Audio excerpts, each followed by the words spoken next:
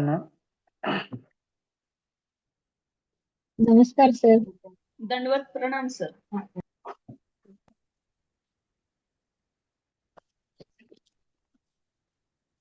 ओंकार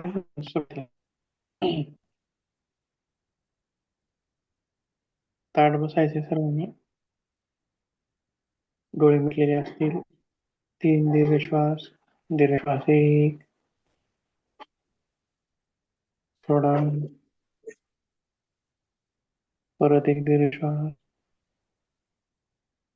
सोडा. परत एक दीर्घ श्वास, सोडा. ओंकार घेऊया. दीर्घ श्वास.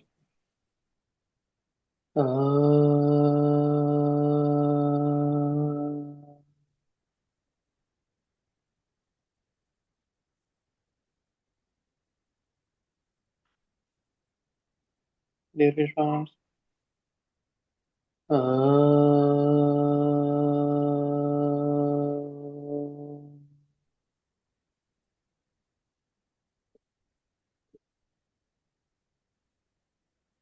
दीर्घ श्वास.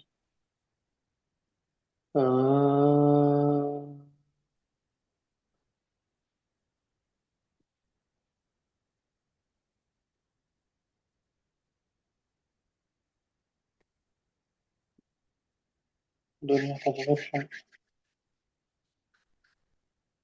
आणि अलगद शरीरातील डोळे उघडून.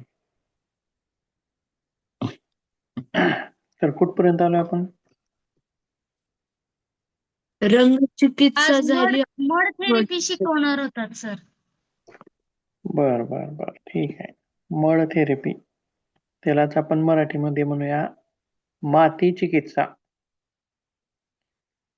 मग माती कशाला म्हणता येते, कशाला म्हणता येईल, सांगता येईल कुणाला?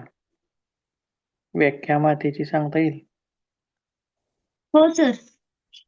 बर, सांगा बरं बघू. ऊन वारा पाऊस यांचा दगडांवरती परिणाम होऊन त्याचे क्षरण आणि अपक्षय असं काहीतरी आहे शब्द होते आणि त्याच्यातून दगडाची झीज होते आणि मग मातीची निर्मिती होते. बर बर, छान छान. आणखीन काही कोणाला सांगता येईल? पण त्याला माती म्हणायचं नाही बरं का. आपण थोडस सविस्तर भाग बघणार आहोत. माती नेमकं कशाला म्हणायचं आहे. हा भुगा आहे, दगडांचा भुगा, चुरा.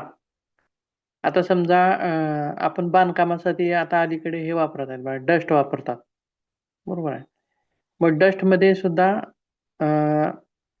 मऊ असा मातीसारखा भाग असतो बघा, बरोबर आहे. खाली खाली असतो तो बुडाला, आणि वरची जी डस्ट असते ती म्हणजे असं कणीर असं हे असते, मोठाड मोठाड, आणि खाल्ल्या बाजूला लहान मातीचा कणांचा म्हणजे माती. तशा आता जी व्याख्या आपण सांगितली की दगडांवरती असे ऊन वारा पाऊस होऊन किंवा काही भूगर्भाच्या हालचाली होऊन किंवा काही इतर नैसर्गिक किंवा अनैसर्गिक हालचाली होऊन दगडावरती घासणं, छोटे छोटे दगडावरती घासणं, मोठे घासणं किंवा मातीचा भाग दगडावरती घासणं, अशातून काय होतं की त्या दगडांपासूनच थोडी थोडी थोडी दगडांना सूक्ष्म रूप मिळत जातं.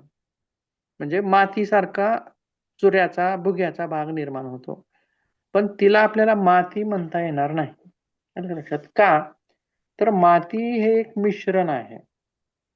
माती काय आहे? एक मिश्रण आहे. आता जे डस्टचं आपण उदाहरण दिलं ते आताच नवीन तयार झालेलं आहे, ते अनैसर्गिकरित्या तयार झाले, बरोबर आहे. तर नैसर्गिकरित्या तयार होणं आणि अनैसर्गिकरित्या तयार होणं हा थोडासा भाग वेगळा आहे. परंतु मातीची व्याख्या कधी पूर्ण होईल आपण ती बघूया थोडस.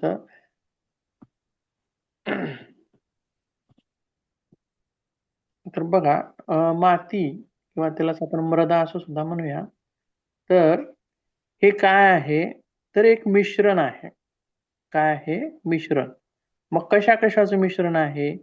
तर खनिज, सेंद्रिय पदार्थ, हवा, पाणी इत्यादी गोष्टींचं ते काय आहे? एक मिश्रण आहे. आणि या सगळ्या गोष्टी जर त्याच्यामध्ये पुरेपूर असतील म्हणजे प्रमाणामध्ये असतील तर तिला माती असं आपण म्हणूया. आलं लक्षात? मग आता ही जी माती आहे, आता बघा आताच मी म्हटलं की डस्टला माती म्हणता येणार नाही कारण त्याच्यामध्ये सेंद्रिय पदार्थ मिळालेले नाहीत. माती म्हणता येईल, 1-2 वर्षांनं त्याला म्हणता येईल किंवा आणखीन काही वर्षांनं म्हणता येईल. का? खनिज आणि मूलद्रव्ये मिसळलेल्या मातीला सुपीक मृदा म्हणतात सर. काय? खनिजे आणि मूलद्रव्ये ज्या मातीत मिसळलेले असतात त्याला सुपीक मृदा असं म्हणतात. तसं नाही. बघा आता खनिज आणि काय म्हटलात तुम्ही आणखीन? मूलद्रव्य. तो भाग वेगळा झाला. तो आणि सेंद्रिय जो भाग आहे तो भाग वेगळा झाला. आता थोडंसं स्पष्टीकरण कसं करता येईल बघा. हे भोग्याचा जो भाग आहे म्हणजे दगडांचा, दगड एकमेकावरती आदळून आपटून तयार झालेला जो भाग आहे तो थोडासा वेगळा घेतला आपण बाजूला एका, आणि तोच भाग एक 10-20 वर्षानं आणखीन दुसरा बघितला त्याला, तर त्या दोन्हीमध्ये थोडासा फरक असणार आहे. का? तर माती आपण त्यावेळेस म्हणूया ज्यावेळेस त्याच्यामध्ये सेंद्रिय काही घटक मिळालेले असतील. सेंद्रिय घटक म्हणजे काय? कोणकोणते? काय घटक असतील? वनस्पतींचा पालापाचोळा किंवा मेलेल्या प्राण्यांचे सूक्ष्म कण जेव्हा जमिनीत मिसळतात हा, बघा बरोबर तेव्हा आहे. किंवा निर्माण होतात. माती ही जी आहे ती सूक्ष्म जीवांचं एक आश्रयस्थान आहे. सूक्ष्मजीवांचं आश्रयस्थान. असंख्य असे सूक्ष्मजीव त्या मातीमध्ये असतात. त्यासोबत आत्ताच म्हटल्याप्रमाणे मॅडमनी की काही मेलेल्या जीवांचं, मग तुम्ही म्हणसाल आता समजा मेलेल्या जीवांचं म्हणजे समजा कुत्रा मेलाय किंवा आणखीन कुठला प्राणी मेलाय, मग हे तर कुठं तर क्वचित दिसतात आपल्याला मेलेले, आणि त्यांचं जो नैसर्गिक भाग जो मिळतो मातीमध्ये. आता समजा एखादा कुत्रा वगैरे मरून पडलेला आहे तर तो एक 8-15 दिवसामध्ये नाहीसा होतो. त्याला काही करा किंवा न करा, फक्त हाडं तेवढी त्याची उरतात. म्हणजे बाकीचा भाग कुठे गेला मग? तो सगळा कुजला, नष्ट झाला. म्हणजे मातीमध्ये असणारे जे सूक्ष्मजीव होते त्या सूक्ष्मजीवांनी ते खाऊन टाकलं. बरोबर आहे. खाऊन टाकलं आणि मग ते नुसतं खातातच का? तर नाही, विष्टापन करतात. सूक्ष्मजीव खातात पण विष्टापन करतात, किंवा तो थोडाफार काही प्रमाणामध्ये जसाच तसा मातीमध्ये पण म्हणजे कुजून मातीमध्ये पण मिश्रित होतो. आणि ह्याला ह्युमिकचा भाग याला म्हणायचा आहे. आता समजा आता म्हटलं की असे मेलेल्या प्राण्यांचे हे भाग, तर तुम्ही म्हणसाल की एखादा कुत्रा कुठंतरी मेलेला दिसतो किंवा एखादा प्राणी कुठंतरी मरून पडलेला दिसतो, मग यांच्यानं काय होणार आहे का मातीला? त्यांच्यानं तर होणारच आहे, हे मोठे झाले. परंतु मातीमध्ये असे असंख्य सूक्ष्मजीव आहेत. असंख्य. आता मातीमध्ये राहणारे काही जीव आहेत बघा. आता समजा उंदीर मातीमध्ये बीळ करून राहतो किंवा आणखीन कुठल्या आळ्या असतील किंवा बेडूक सुद्धा मातीमध्ये घर करून राहतात. म्हणजे माती सुद्धा काही जीवांचं घर आहे. बरोबर आहे. त्याच्यामध्ये ते राहतात. हा थोडासा आणखीन वरच्या स्तरावर झाला. पण त्याच्याही खाली आणखीन पाहायला गेलं तर आणखीन असंख्य असे सूक्ष्मजीव आहेत जे आपल्याला डोळ्यांना पण दिसत नाहीत. असे ते आहेत आणि ते पण जगतातही आणि मरतातही, आणि त्यांचे अवशेष पण त्याच्यामध्ये मिसळतात त्या दगडांच्या भुग्यामध्ये, असं आपण त्याला म्हणूया. मग ते मिळाल्याच्या नंतर आता झाला हा मेलेल्या जीवांचा, सूक्ष्मजीवांचा भाग. आणखीन काय त्याच्यामध्ये मिसळणं गरजेचं आहे? तर आता समजा मातीमध्ये आणखीन काय मिसळतं बघा. तर हा पालापाचोळा तर मिसळतोच. त्यासोबत आपल्या मातीवरती गवत उठतं बघा. गवत उठतं, आपण गवत काढून टाकतो. म्हणजे वरचा आपण भाग काढून टाकतो. जितका भाग वर आलेला आहे, मातीच्या वर जितका भाग आलेला आहे, वरचं गवत आपण काढून टाकलं, तितकाच भाग खाली पण गेलेला आहे. म्हणजे कशाच्या स्वरूपामध्ये? मुळ्यांच्या स्वरूपामध्ये. आलं का लक्षात? आणि ह्या मुळ्या आपण काढून टाकतो का, फेकतो का? फेकत नाही. त्या मुळ्या खाली जातात, त्यामध्येच राहतात जमिनीमध्ये. मग पाऊस पडतो, कुजतात. त्यांचं स्वरूप म्हणजे हे जे आहे त्यांना सेंद्रिय घटक असं आपण म्हणूया. वनस्पतींचा भाग किंवा सूक्ष्मजीवांचा भाग, जीवांचा भाग, हे सगळे सेंद्रिय घटक आहेत असं आपण त्याला म्हणूया. आणि या दगडांच्या भोग्यामध्ये आता बघा दोन्हीत फरक कसा आहे. आपण दगडांचा भोगा कशाला समजूया, हा डस्ट जो आहे तो आहे नवीन आहे, मातीसारखाच आहे दिसणारा भाग, परंतु हे घटक त्याचे सेंद्रिय घटक त्याच्यामध्ये मिसळलेले नाहीत आणखीन. परंतु ज्यावेळी सेंद्रिय घटक मिसळतील त्यावेळी आपण त्याला माती असं म्हणूया. आणि बघा मातीचा जो हा थर आहे नैसर्गिकरित्या तयार होण्यासाठी, म्हणजे 1 इंच मातीचा थर नैसर्गिकरित्या तयार होण्यासाठी हजारो वर्ष लागतात किंवा जवळपास 650 वर्ष इतके लागतात 1 इंच मातीचा थर तयार होण्यासाठी. त्यासोबत मातीमध्ये कशी रचना आहे, त्याचं प्रमाण कसं असावं आदर्श मातीमध्ये, तर त्याच्यामध्ये हवेची सुद्धा गणना केलेली आहे. हवेचं प्रमाण त्याच्यामध्ये असावं, पाण्याचंही प्रमाण असावं आणि खनिजांचंही प्रमाण असावं, सेंद्रिय पदार्थांचं प्रमाण असावं. आता बघा हवा जो आहे तो 25% भाग हा हवेचा असावा असं म्हटलंय त्याच्यामध्ये, 25% भाग पाण्याचा, 45% भाग हा खनिजांचा आणि 5% भाग हा सेंद्रिय घटकांचा असा भाग म्हटले. या एकत्रित यांना मिळून माती असं त्या ठिकाणी त्याला म्हटलेलं आहे. ठीक आहे. तर त्यासोबत आता मग चिकित्सेमध्ये आपल्याला माती बघायची आहे. आता एक माती म्हणजे काय किंवा तिचं स्वरूप आपण बघितलं किंवा तिची निर्मिती कशी होते हे पाहिलं. त्याच्यानंतर बघा तर माती चिकित्सा कशाला म्हणता येईल, तर ज्या चिकित्सेमध्ये मातीचा चिखल, माती आपण डायरेक्टली वापरत नाही किंवा मातीचा असं लेप बसत पण नाही आणि लावता पण येत नाही कोरडी माती, तर मातीचा चिखल, नाव काय आहे, मड आहे, मड थेरपी, चिखल असं आपण म्हणूया, तो वापरून ज्या चिकित्सेमध्ये विकारांवरती उपचार केले जातात तर त्या चिकित्सेला आपल्याला मड थेरपी किंवा मृदा चिकित्सा किंवा माती चिकित्सा असं म्हणून ओळखलं जातं. त्यासोबत आता याच्यामध्ये आवश्यक असणारा महत्वाचा घटक म्हणजे काय आहे, माती आहे. आणि निसर्ग उपचारामध्ये पंचतत्वांची चिकित्सा केली जाते, जसे की हवा, पाणी, माती. आता पुढची जी थेरपी बघायची आहे ती आपल्याला पाणी वापरून केली जाणारी बघायची आहे. पाण्याचा काय परिणाम आपल्या शरीरावरती, किंवा पंचतत्व जे आहेत, पंचमहाभूत जे आहेत ते आपल्या शरीरामध्ये पण आहेत आणि शरीराच्या बाहेर पण आहेत. आणि निसर्गोपचार पद्धतीमध्ये हे एक तत्व वापरलं जातं की शरीरातील पंचतत्व, म्हणजे जे जे पंचतत्व कमी होईल किंवा जे जे पंचतत्व वाढल त्याच्यानुसार मग शरीरामध्ये विकृती निर्माण होतात किंवा रोग निर्माण होतात असं सुद्धा म्हटलंय. म्हणजे समजा पृथ्वी तत्व आहे, तर शरीरामध्ये पण आहे आणि शरीराच्या बाहेर पण आहे. तर शरीरामध्ये जे पृथ्वी तत्व आहे ते कोणतं आहे, मग हाडं आहेत, बरोबर आहे, हे हाडं जी आहेत ही पृथ्वी तत्वाची आहेत. किंवा शरीरामध्ये जलतत्व आहे ते कोणतं आहे, तर वेगवेगळ्या ग्रंथींचे स्राव असतील किंवा लाळ असेल किंवा मूत्र असेल किंवा रक्त असेल, हे सगळं जलतत्व आहे, बरोबर आहे. आणि जलतत्व कमी व्हायला लागले आणि त्याच्यामुळे समजा विकृती निर्माण व्हायला लागली, तर जलतत्व आपल्या शरीरामध्ये कसं वाढवता येईल असं त्याच्यामध्ये प्रयत्न केला जातो. म्हणजे काय, तर आता हे सगळे जलतत्वाचे जे घटक आहेत, आता बाहेरील निसर्गामधील जलतत्व काय आहे, पाणी आहे, बरोबर आहे, मुख्य पाणी आहे. आणि मग ते आता समजा आपल्या शरीरामध्ये रक्ताचं प्रमाण कमी झालंय किंवा इतर स्रावांचं प्रमाण कमी झालंय किंवा लाळेचं प्रमाण कमी झालंय, तर आपण पाणी पिल्यानंतर लाळेची निर्मिती होईल का हो, होईल, सहजच होईल.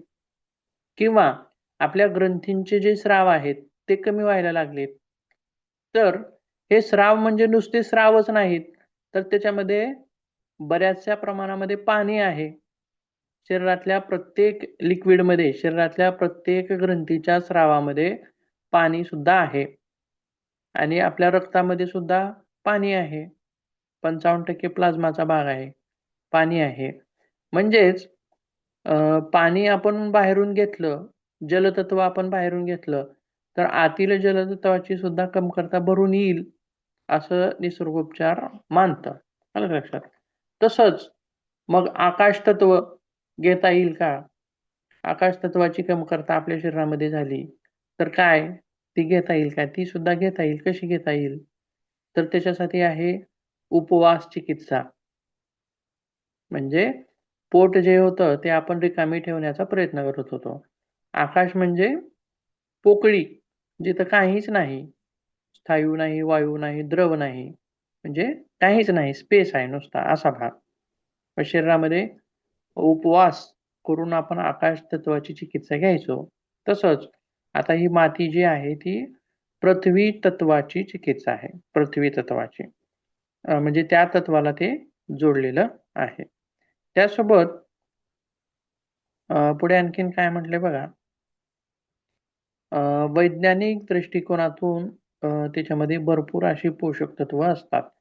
म्हणजे काय आता हे निसर्गोपचाराच्या माध्यमातून पाहिलं, मातीचा आपण उपयोग का करायचा?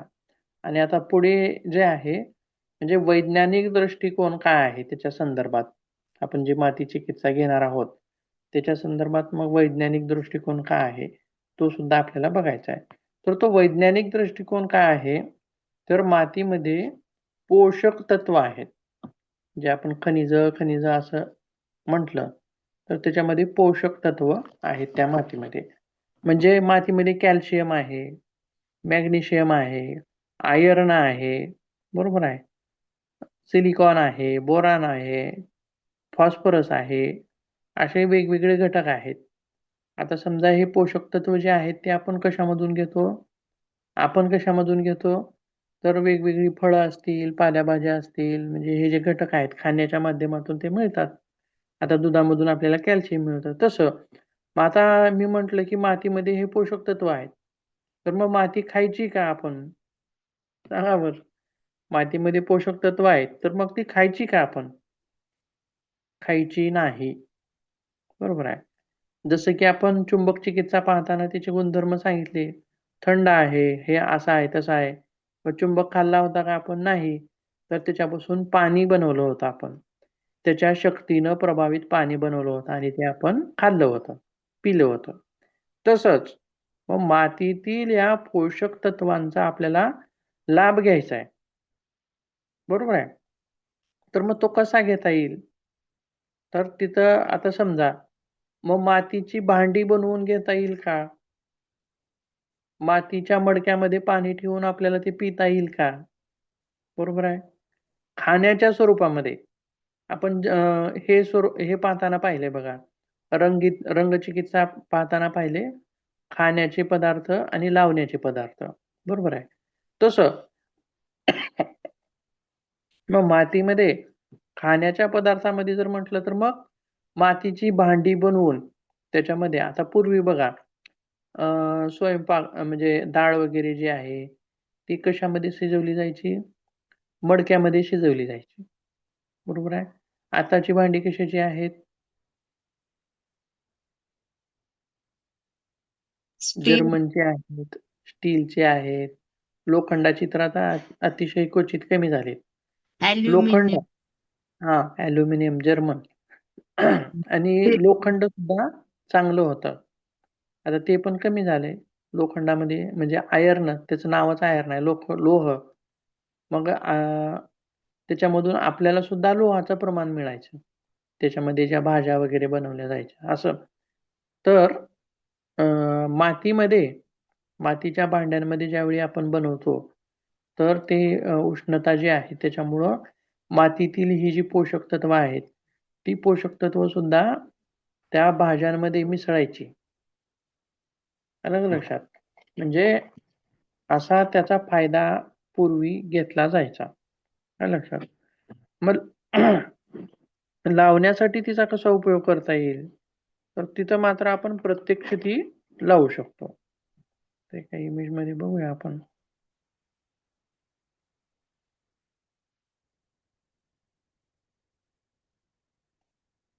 आता ही मातीच्या थराबाबतीत इमेज आहे.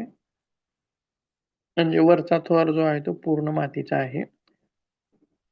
नंतर खालचा आहे तो सेमी, म्हणजे आणखीन पूर्णतः माती तयार झालेली नाही किंवा सेंद्रिय घटकांची कमी आहे. त्याच्यानंतर सी नावाचा जो भाग आहे तो म्हणजे खडकाळ भाग आहे थोडासा, परंतु माती तयार होण्यासाठी तो निर्माण झालाय असा आहे. मग त्याच्या खाली गेलं तर मग पाषाणच असतं, बरोबर आहे.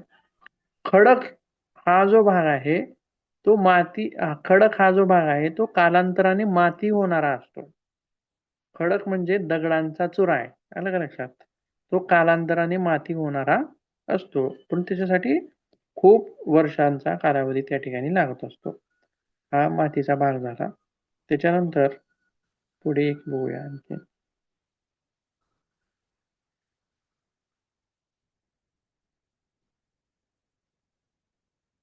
आता मातींचे काही प्रकार बघूया थोडस, आणि त्याच्यानंतर मग आपण थेरपीकडे वळूया.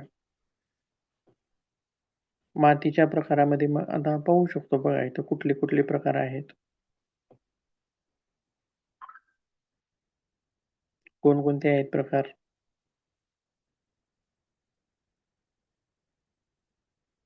सांगा. काळी काळी माती. माती, जांभई हा. माती, लाल माती आणि वाळू. बर. वाळू आहे का इकडची अलीकडची? पांढरी माती ती. ठीक आहे, वाळू म्हणा किंवा रेताळ आहे, जशी की ह्याच्यामध्ये वाळवंटात असते. वाळवंटामध्ये. आता ही आपल्याकडे आढळणाऱ्या ज्या आहेत हे सहसा आपल्याकडची जी आहे ती काळी आहे. महाराष्ट्रातला हा जो भाग आहे आपला काळ्या मातीचा भाग आहे, आणि तितकीशी काळी नाही, थोडीशी मधली. त्याच्यानंतर ही जी आहे ती तांबडी आहे, कर्नाटक कोकण असा जो भाग आहे तिथं मिळणारी. काळ्या मातीविषयी थोडीशी माहिती घेऊया. काळी मृदा की हिलाच ब्लॅक सॉइल म्हणून सुद्धा ओळखलं जातं, किंवा हिलाच रेगूर मृदा म्हणून सुद्धा ओळखलं जातं, किंवा हिलाच कापसाची माती असं म्हणून सुद्धा ओळखलं जातं. आणि विशेष करून मग याच्यामध्ये जी पोषक तत्व आहेत ती काय काय आहेत, तर याच्यामध्ये बघा मॅग्नेशियम, लोह, चुना इत्यादी पोषक तत्व याच्यामध्ये आहेत. त्यासोबत लोह, चुना, कॅल्शियम, पोटॅशियम, ॲल्युमिनियम, मॅग्नेशियम इत्यादी घटक याच्यामध्ये आहेत. आणि विशेष करून मग ही सापडते कुठं, दख्खनच्या पठारावरती हिचं प्रमाण जास्त आहे. आणि ही ओळखली कशामुळे जाते, तर पाणी टिकवून ठेवणारे आहे, पाणी जास्त काळ टिकवून ठेवणारे आहे, आणि विशेष हिची ओळख आहे तर थंडावा देणारी आहे, अशा स्वरूपाची आहे. ठीक आहे, याच्यामध्ये आहे, लक्षात येईल तुम्हाला. बघा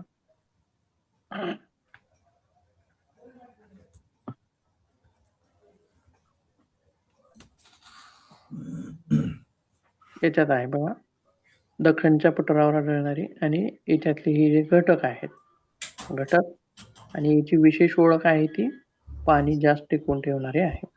मातीचे प्रकार याच्यावरती तुम्हाला प्रश्न आहे बरेच वेळेस, त्याच्यामुळं पाहायचं आपल्याला हे. त्याच्यानंतर दुसरी कुठली आहे, बुरकट काळी म्हणता येईल का तिला? पांढरी, तांबडी. जांभई मृदा म्हणतात ना त्याला. कशाला? जांभी मृदा एक असते ना सर. हो असते ना, असते, ती पण बघायची आपल्याला.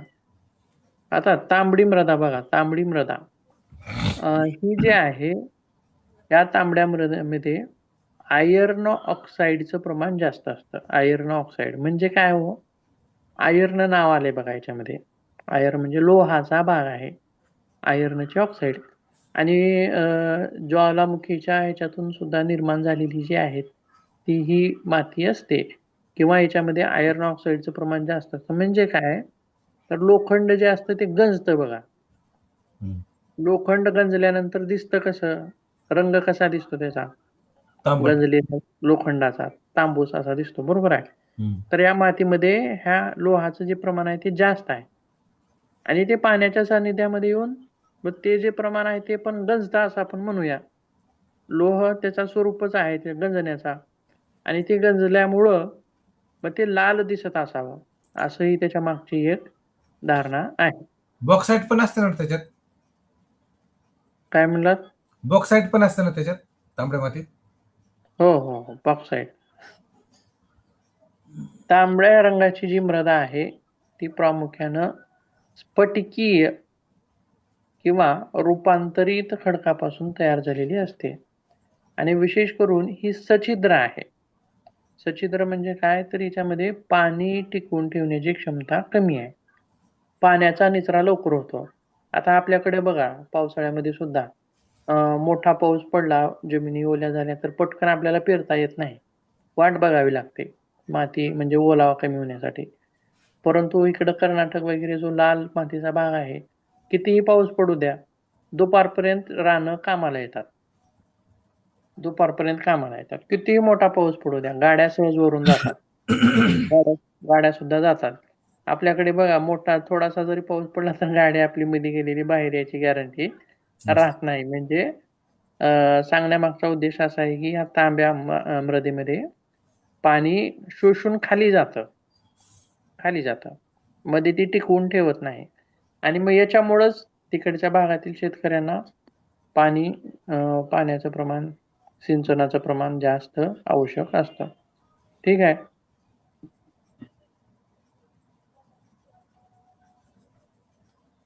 आणि याचं जे नेचर आहे या मातीचं, ते आम्लधर्मी असं नेचर आहे, ऍसिडिक स्वरूपाचे आहे, आणि पिकांसाठी मध्यम उपयुक्त आहे, मध्यम अशी उपयुक्त आहे. आढळते कुठं, तर प्रामुख्याने दक्षिण भारत, त्यासोबत तामिळनाडू, कर्नाटक, आंध्र प्रदेश, केरळ या भागामध्ये ती जास्त प्रमाणात आढळते. आणि महाराष्ट्रामध्ये मात्र कोकण विभाग जो आहे, रत्नागिरी, सिंधुदुर्ग, रायगड, त्यासोबत दक्षिण महाराष्ट्र, कोल्हापूर किंवा सह्याद्रीच्या घाटमाथ्यावरती अशा ठिकाणी सुद्धा ही आढळते. पिकण्यासाठी मध्यम आहे. ठीक आहे. सहज मातीचा विषय येतोय म्हणून पिकण्याचा थोडासा विषय येतो, कारण पिकणे आणि माती तिचा सहसंबंध आहे, नाळ आहे. ठीक आहे. जांभी मृदा याच्याविषयी थोडी माहिती घेऊया.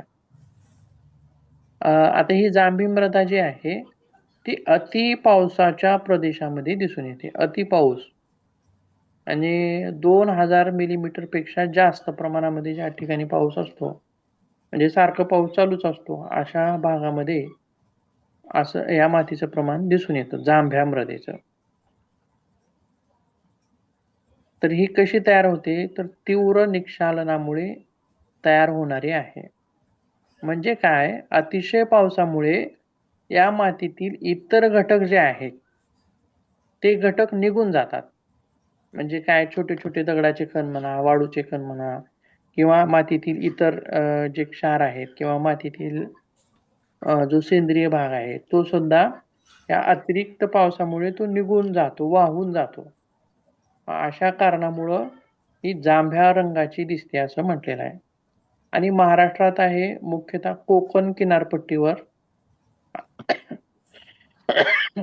ही मृदा दिसून येते. आणि पिकांसाठी कशी आहे, कमी सुपीक आहे, कमी सुपीक. लाल कशी होती, मध्यम सुपीक. आणि काळी कशी आहे, सुपीक, अतिशय सुपीक, मध्यम सुपीक आणि कमी सुपीक. आणि विशेष प्रामुख्यानं याच्यामध्ये पिकं असतात कोणती, तर नाचणी वगैरे, काजू, अशा फळबागा त्याच्यामध्ये असतात.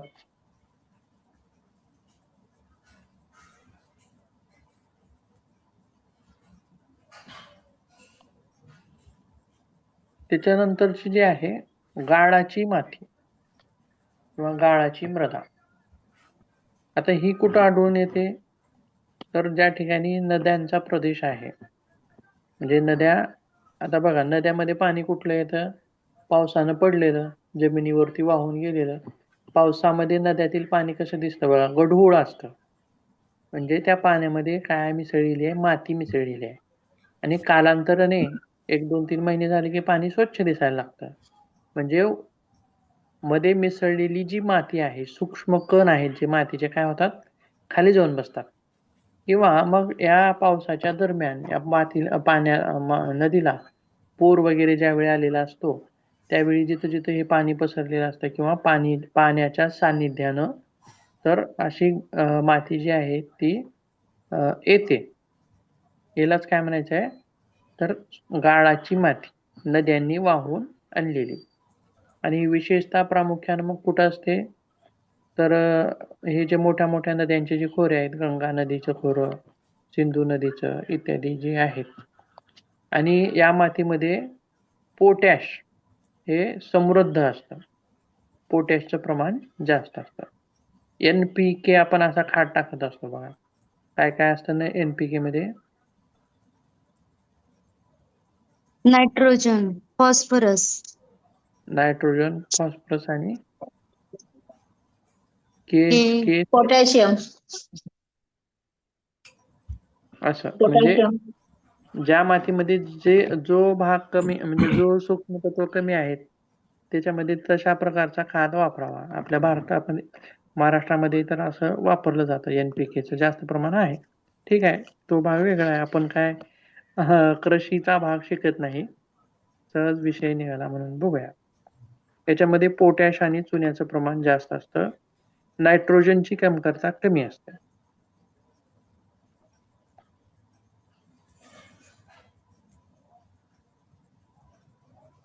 पांढरी माती याच्याविषयी काय म्हणता येईल ही चुनखडी, सिलिका किंवा किओलिन मुळे पांढऱ्या रंगाची दिसणारी आहे. चुनखडी सारखा भाग याच्यामध्ये जास्त आहे आणि विशेष करून नैसर्गिक खनिज असलेली आहे आणि सामान्यतः थोडीशी कमी सुपीक आहे आणि विशेष करून ही माती जी आहे पूर्वी घरांच्या बांधकामांसाठी वापरली जायची. बरोबर आहे. जसं आपण सिमेंट वापरतो आता सध्या तसं पूर्वी ही घरांच्या बांधकामासाठी वगैरे किंवा भिंती लिंपण्यासाठी कौलारू बनवण्यासाठी किंवा मातीची भांडी बनवण्यासाठी अशासाठी ही वापरली जायची. आणि निर्मिती कशी आहे हिची खडकांच्या अपक्षयामुळे किंवा जमिनीतील चुनखडी आणि सिलिकाच्या अतिप्रमाणामुळे ही तयार होणारी आहे. त्यासोबत पाण्यामध्ये जर ही मिसळली तर ही अतिशय थंड अशी असते. काळ्या मातीपेक्षा अतिशय थंडपणा जो आहे याच्यामध्ये जास्त आहे.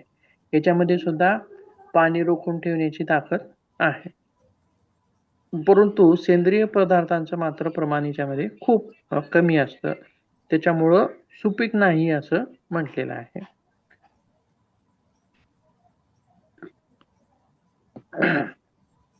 जुन्या काळात घरे, गढी, बुरुजांची बांधकामं इत्यादी गोष्टींसाठी सुद्धा वापरली जायची.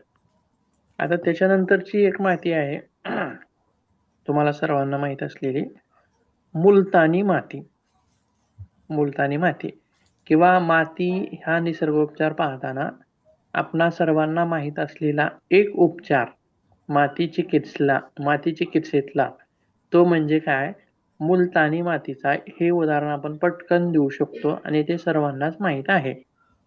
सर्वांगाला माती लावतात, चिखल लावतात मातीचा, तो सगळ्यांना माहित आहे का नाही माहित नाही, परंतु तोंडाला ही जी मुलतानी माती लावली जाते ती मात्र सगळ्यांना माहित आहे आणि माती चिकित्सेमधलं हे सर्वांना माहित असणारं एक उदाहरण आहे.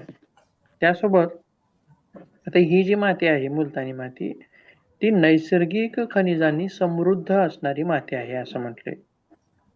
त्यासोबत या मातीमध्ये अतिरिक्त तेल त्वचेवरील अतिरिक्त तेल शोषून घेण्यासाठी किंवा मुरमे कमी करण्यासाठी, ब्लॅक हेड्स काढण्यासाठी आणि त्वचा थंड करण्यासाठी किंवा करणारी म्हणून हिला विशेष अशी ओळख आहे.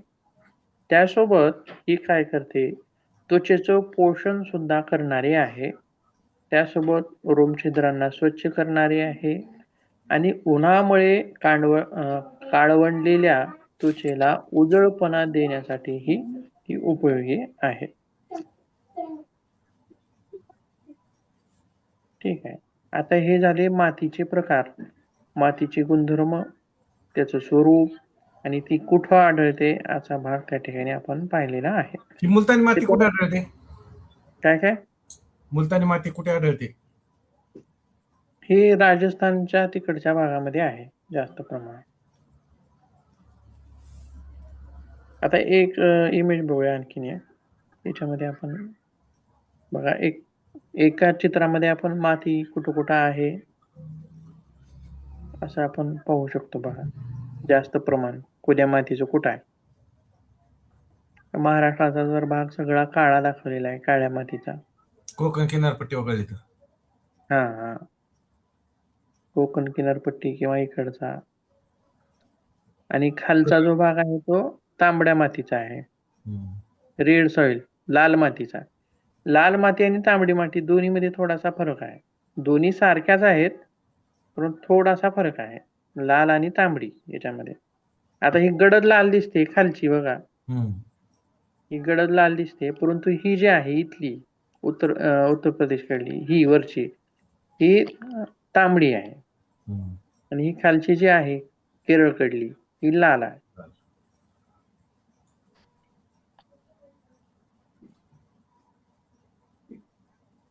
आणि वरची जी आहे याच्यामधली आपली जम्मू काश्मीरची, तर जंगलातील एक स्वरूपाची जी माती असते तशा स्वरूपाची ती माती आहे.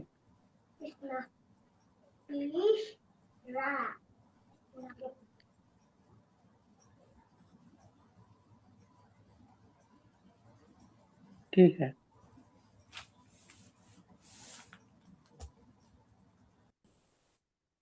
पुढे बघूया. आता या चिकित्सेमध्ये वापरली जाणारी जी माती आहे ती कशी आणि कोणती घ्यावी आणि कुठली घ्यावी याच्या संदर्भात थोडीशी माहिती घेऊया. आता त्याच्या बाबतीत काय, एक खालचं जे वाक्य आहे ते महत्वाचं आहे. नदी किनाऱ्यावरील डोंगर माथ्याची किंवा तलावातील किंवा जंगलातील इत्यादी ठिकाणची माती मिळाली तर उत्तम आहे असं म्हणतंय. आता सर्वांनाच, आता जे खेड्यामध्ये वगैरे राहत असतील त्यांच्यासाठी ही सहज उपलब्ध होईल. कुठली आता हीच नावं का दिली आहे तिथं, डोंगर माथ्याची म्हणा किंवा नदी किनाऱ्याची किंवा जंगलातील, तर त्या ठिकाणी याचं प्रमाण कमी असतं. म्हणजे आपण जे ही करतो बघा, फवारणी वगैरे करतो किंवा आपल्या शेतामध्ये सुद्धा काळीभोर माती आहे, पण त्याच्यामध्ये आपण दरवर्षी त्या मातीमध्ये खत टाकतो. हे कोणते अननॅचरल जे खत आहेत, कृत्रिम खत जे आहेत ते आपण टाकत असतो किंवा दरवर्षी आपण फवारण्या करत असतो. त्याच्यामुळं त्या मातीमध्ये त्याचा काही ना काही अंश असतो. त्याच्यामुळं सहसा जी वापरामध्ये नाही किंवा तिथं लोक जात येत नाहीत, सहसा लोकांची रहदारी नाही, सहसा लोक तिथं जात नाहीत, म्हणजे अशी जी जुन्या स्वरूपाची आहे किंवा मानवानं तिच्याशी काही छेडछाड केलेली नाही अशा स्वरूपाची भेटली माती तर ती उत्तम आहे असं म्हणता येईल. आता ही अशा ठिकाणी भेटेल, डोंगरमाथा वगैरे असा जो भाग आहे ठीक आहे, पण आता हे सगळ्यांनाच भेटेल असं शक्य नाही. त्याच्यामुळं त्याच्यासाठी दुसरं वाक्य आहे ते महत्वाचं आहे. आता ते शक्य नाही झाल्यास शेतातील बांधावरील वारुळाची माती आपण वापरू शकतो. शेतातील, पण शेतातली नाही बघा, बांधावरची. का तर बांधावरची जी आहे त्याच्यामध्ये आपण खत टाकत नाही त्या बांधावरच्या मातीमध्ये किंवा फवारत नाही. परंतु अलीकडच्या काळामध्ये काय झालंय की गवतावरच्या फवारण्या आलेत बघा, गवतावरच्या, गवत जळावं म्हणून फवारण्या ज्या आलेत. आता ह्या फवारण्या मात्र आपण सर्रास शेतकरी काय करत आहेत, आता बांधावरती फवारून टाकत आहेत. हे खरं तर विषारी घटक आहेत बरं का, परंतु सर्रास याचा वापर चाललेला आहे. का आहेत हे विषारी घटक, मातीसाठी का हानिकारक आहेत, तर मातीमध्ये आताच मी म्हटलं की माती हे असंख्य अशा सूक्ष्मजीवांचं घर आहे आणि ते सूक्ष्मजीव म्हणजेच माती आहे. त्या मातीला जिवंत ठेवण्यासाठी ते आवश्यक आहे. मातीला माती रूप देण्यासाठी ते सूक्ष्मजीव आवश्यक आहे, गरजेचे आहेत, महत्वाचे आहेत. पण ज्यावेळी अशा फवारण्या केल्या जातात गवत मारण्याच्या वगैरे, तर ह्या फवारण्यासोबत त्या मातीतील सूक्ष्मजीव सुद्धा मरतात. आणि मातीमधली जी हे जे आहे म्हणजे मातीला मातीपण देणारे जे सूक्ष्मजीव आहेत ते मेले तर मग त्याच्यामध्ये माती तत्व उरणार नाही. किंवा मग तसंच तोच प्रकार आपण फक्त बांधावरतीच करतो का? नाही. तर जमिनीवरती सुद्धा म्हणजे समजा आता पेरणी जवळ आलेली आहे, पाऊस पडून गेलाय, गवत उठलंय, तर अगोदर काय करतात सर्व शेतकरी? तर ती फवारणी करून घेतात गवताची तणनाशक. आणि हां. मग त्याच्यानंतर मग इतर गोष्टी म्हणजे गवत कोणी काढावं ते असा विषय आहे. मनुष्यबळ कमी लागतं, खर्च कमी होतो असा भाग आहे. परंतु अजाणतेपणी आपण मातीचे काय करत आहोत? मातीवरती अत्याचार करत आहोत. होत नसतं. मागं यांचा एक हे होता बघा प्रकल्प प्रोजेक्ट हे होता सद्गुरूंचा. सेव्ह द सॉइल असं काहीतरी ते हे होतं बघा त्यांचं टॅगलाईन होती. ऐकली कुणी? हो सर, माहिती. सेव्ह सॉइल म्हणजे माती वाचवा. असं त्याच्यामध्ये ते फिरत होते बघा. पूर्ण भारतामध्ये त्यांनी फिरलेलं आहे मागं. हो, आणि ते प्रत्येक होतं की काय? फर्टिलायझर कॅम्पेन होतं, फर्टिलायझर यूज नाही करायचं असं. जे ओरिजिनल आहेत तेच वापर करायचा आणि सॉइल पोल्यूट होण्यापासून वाचवायचं असं. हां. बरोबर आहे. ते खरंच अतिशय महत्वाचं आहे बरं का. कारण आजकाल जे मातीत गेले ते आपल्या पोटात येते. कारण मातीमध्ये वाढणाऱ्या ज्या वनस्पती आहेत, ते मातीतील घटकच ती वनस्पती कॅच करतात, घेत असतात. त्यांच्यापासूनच ती जगतात वनस्पती आणि तेच मातीत गेलेलं वनस्पतीत जातं, फळामध्ये जातं, पालेभाज्यामध्ये जातं आणि तेच आपल्या पोटामध्ये जातं. आलं लक्षात? म्हणजे आजकाल लोक आयुष्य कमी होण्याची जी लक्षणं आहेत, तरुण वयातच वृद्धापनाची जी लक्षणं येत आहेत, लवकरच केस पांढरे होत आहेत, बरोबर आहे? किंवा लवकरच आता शुगर, बीपी सुद्धा लवकरच व्हायला लागले आहे लोकांना. असे जे विकार आहेत किंवा अशक्तपणा म्हणजे ताकद तेवढी नाही माणसांमध्ये जेवढी असायला पाहिजे तेवढी, कमी व्हायला लागली किंवा हे कॅन्सरसारखे विकार असतील किंवा वेगवेगळे जे विकार असतील, ते त्याच्या मागची ही कारणं ही छुपी कारणं आहेत. आलं का लक्षात? हे फवारणी अतिशय प्रमाण जे फवारण्याचं वाढलंय किंवा अतिशय प्रमाणामध्ये हे कृत्रिम खतांचं प्रमाण वाढलंय. त्याच्यामुळंच हे आपल्या शरीरावरती होणारे परिणाम आहेत. आलं लक्षात? सेव्ह सॉइल हा खूप अतिशय सुंदर महत्त्वाचा भाग होता. तर त्याच्यामध्ये आपण जी कृत्रिम खतं वापरतोय त्याच्यामुळं आपण मातीवरती अत्याचार करतोय. आलं लक्षात? मग दूषित. ती एक काळ आता आपल्याला चांगलं वाटतंय, गोड वाटतंय कारण उत्पन्न जास्त मिळतंय. बरोबर आहे. परंतु कालांतरानं 5-50 वर्षाच्या नंतर, 100-200च्या वर्षानंतर ती माती तुम्हाला उपजाऊ राहणार नाही. उपजाऊ ती राहणार नाही. त्याच्यामधले सगळे घटकच जर हे झालेले असतील, तर आलं लक्षात? तसं. ठीक आहे, तो भाग वेगळा आहे. तर हा कशावरून निघाला भाग? तर माती कुठली घ्यायची याच्यावरून निघाला. बांधावरची घ्या असं म्हटलो आपण, पण बांधावरती पण फवारण्याचं प्रमाण आहे. ठीक आहे, सोडा आता. मग वारुळाची घ्या.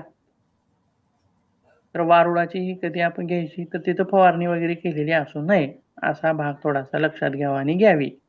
किंवा मग त्याच्याही पुढे जाऊन आपल्याला ही माती घेताना एक लक्ष ठेवायचं आहे, की मातीच्या पृष्ठभागावरतीची माती घ्यायची नाही, तर तिथून 1 फूट खाली असं खोल खंदायचं आहे मध्ये. जिथं काळी माती आहे सुपीक, त्या ठिकाणी 1 फूट खाली खोल खंदायचा आणि मग मधली माती आपल्याला ती घ्यायची आहे माती चिकित्सेसाठी. आलं का लक्षात? असं का? तर वरचा जो भाग आहे दूषित, तो आपण काढून टाकल्यासारखा भाग आहे फवारलेला वगैरे. खालची माती घेतली आपण, ठीक आहे. तर मग खालच्या मातीमध्ये आपल्याला गवताची मुळं किंवा इतर जो भाग आहे, सेंद्रिय भाग आहे तो सापडतो. मग ही माती वापरण्यासाठी कशी करायची? चाळून घ्यायची आहे. आलं लक्षात? किंवा ती जर ओलसर असेल, तर तिला लगेचच चाळता येणार नाही. किंवा ओलसर असेल किंवा ढेकूळ स्वरूपात असेल किंवा कशाही स्वरूपात असेल, तर ती माती आपल्याला उन्हामध्ये तापवायची आहे. आलं लक्षात? ढेकूळ स्वरूपात असेल तर ती फोडून घ्यायची आहे आणि ती तापवायची आहे पूर्णतः, चांगलं ऊन तिला दाखवायचं. असं का?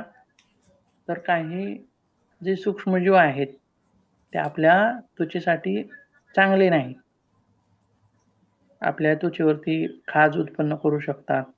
आता धूळ आहे बघा, धूळ सुद्धा मातीसारखीच असते, पण धूळ जर आपल्या त्वचेला लागली तर तिथं खाजतं, कारण त्या धुळीमध्ये सूक्ष्मजीव असतात, 8 पायाचे सूक्ष्मजीव असतात आणि ते आपल्याला म्हणजे खाजण्यासाठी हे होतात. आलं का लक्षात? तसं मग ती धूळ वगैरे तिच्यामध्ये नसणार नाही किंवा जे हानिकारक जंतू असतील ते मरून जातील, असा भाग आहे. त्याच्यामुळं ती माती आपल्याला चांगल्या उन्हामध्ये तापवून घ्यायची, त्याच्यानंतर ती फोडून घ्यायची आहे. फोडल्याच्या नंतर ती चाळून घ्यायची आहे आणि चाळल्याच्या नंतर तिच्यामधले मोठाड खडे, रेती, काड्या, कचरा इत्यादी घटक बाजूला करून घ्यायचे आहेत. ठीक आहे. आता हे झालं माती कशी निवडावी किंवा कुठली निवडावी याच्या बाबतीत आहे.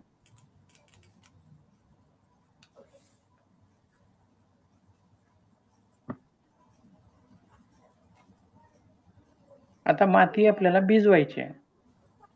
सगळं चाळून घेतली मऊ सुता अशी माती आणि आता ती भिजवायची. तर ती भिजवण्याची प्रक्रिया कशी आहे?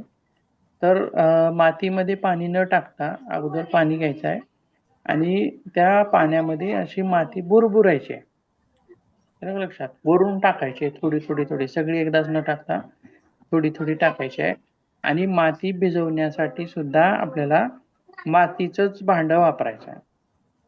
मातीचंच भांडं वापरायचं आहे. अशा मातीच्या भांड्यामध्ये ही हळूहळू बुरबुरून ती आपल्याला तयार करायची आहे. त्याच्यानंतर ही जी माती आहे ती एकजीव करून घ्यायची, सगळी घट्ट अशी एकजीव करून घ्यायची. त्याच्यानंतर ही आता आपण लावण्याचा प्रकार कसा आहे? आपल्याला मातीची पट्टी बनवायची आहे का ती प्रत्यक्ष लावायची अंगावरती? त्याच्यानुसार आपल्याला त्याच्यामध्ये पाण्याचं प्रमाण किती असावं किंवा ती किती घट्ट असावी किंवा ती पातळ असावी ते लक्षात येईल. याच्यामध्ये आपण थोडंसं बघूया. आता याच्यामध्ये बघा, सर्वांग शरीराला ही लावलेली आहे, बरोबर आहे. तरी याच्यामध्ये थोडेसे खरबरीत कण दिसत आहेत. असं हे खरबरीत कण दिसायला नको आहेत. वारुळाची नाही माती बहुतेक, एकदम अशी प्लेन दिसली पाहिजे. वारुळाची माती प्लेन होते, त्यात खडे वगैरे नसतात. किंवा याच्यामध्ये बघूया, ते ही जी बघा माती आहे एकदम प्लेन कालवलेली आहे बघा, असं खड्याचं सारखं स्वरूप तर याच्यामध्ये दिसतच नाही. किंवा मुलतानी मिट्टी जी असते ती बघा किती एकदम प्लेन तयार होते, बरोबर आहे. खरबरीत असा भाग त्याच्यामध्ये राहत नाही.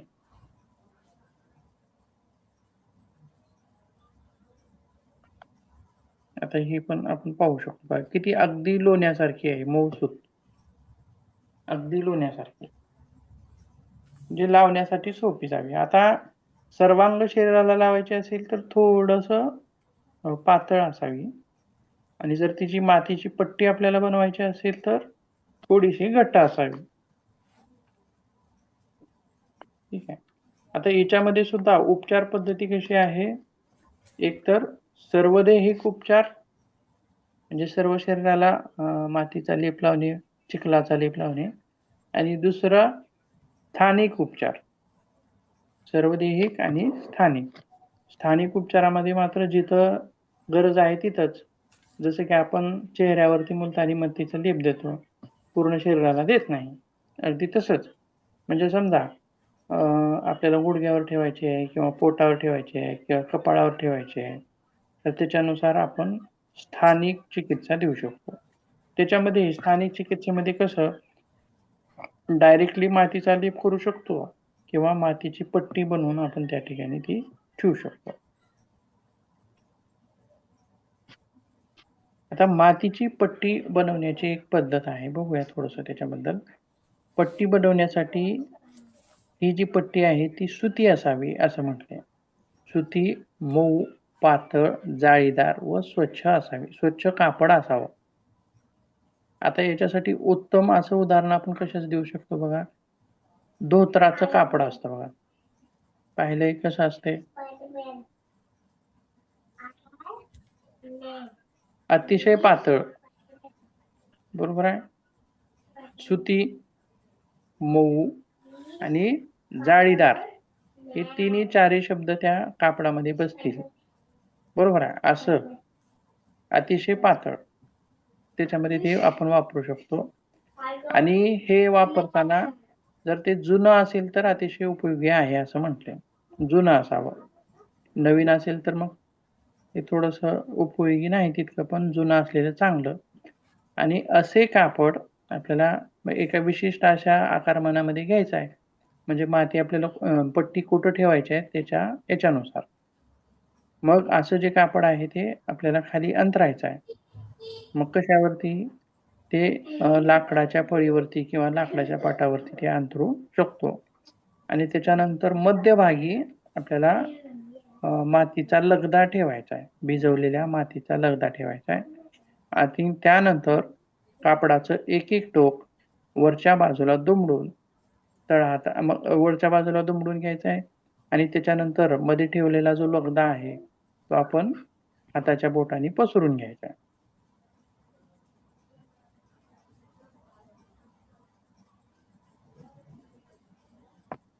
लक्षात कशा स्वरूपात बनवायची पट्टी?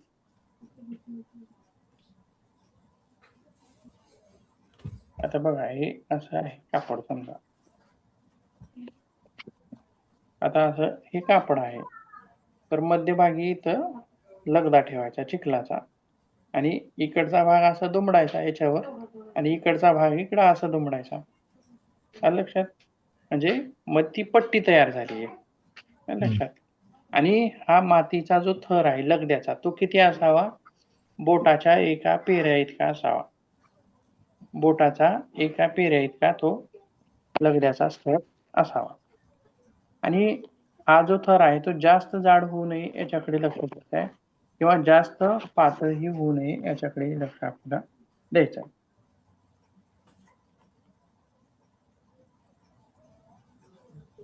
म्हणजे इथं दिले बघा, पट्टीची उंची साधारणपणे अर्धा इंच असावी. अर्धा इंच असावी.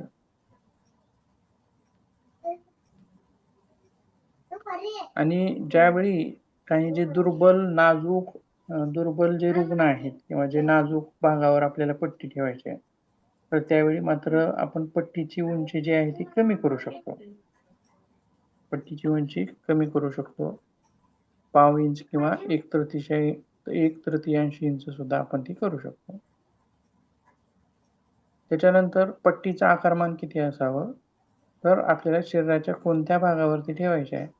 मोठ्या भागावर ठेवायची असेल तर ती मोठी बनवावी, छोट्या भागावर ठेवायची असेल तर छोटी बनवावी. हे तिचं झालं आकारमान.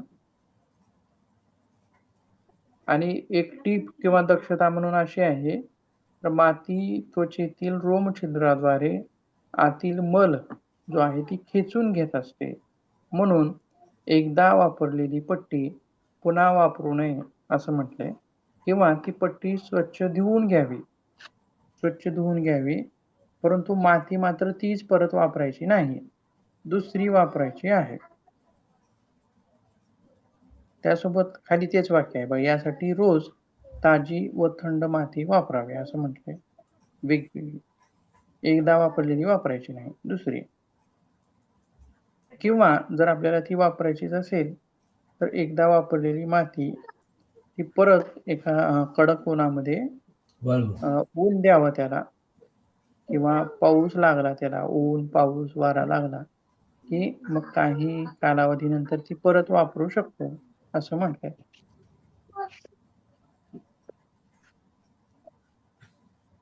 आता ही जी आहे मातीची पट्टी बनवण्याविषयीची माहिती. त्याच्यानंतर बाकीचा जो भाग आहे तो आपण उद्याच्या तासामध्ये बघूया.